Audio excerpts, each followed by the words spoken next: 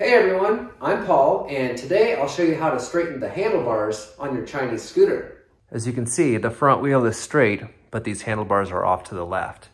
Correcting it is simple. Stand in front of the scooter, hold the front tire with your legs, and straighten out the handlebar.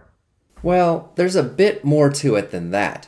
I want these handlebars to stay straight for more than one ride, so I have to fix some stuff. The handlebar clamp is held onto the steerer tube with a bolt. This bolt is Chinese, just like the rest of the scooter, so it's low quality and I don't expect it to work right if I just tighten it. Here we have a bolt, a curved washer, and a nylon locking nut. The bolt goes through the steerer tube, so even when the bars get loose, they won't turn more than a few degrees. It's kinda safe. This washer fits tightly into the handlebar clamp. This is not the problem. The bolt fits very loosely in the steerer tube. This is why my handlebars won't stay straight. Notice the threads are smashed where the bolt goes through the steerer tube. This bolt is an unknown grade. When you buy a bolt at the hardware store, it will be marked with a number that indicates its tensile strength. This bolt is that soft Chinesium. I'm surprised it's not broken yet. I did the right thing and picked up a new bolt from Ace Hardware.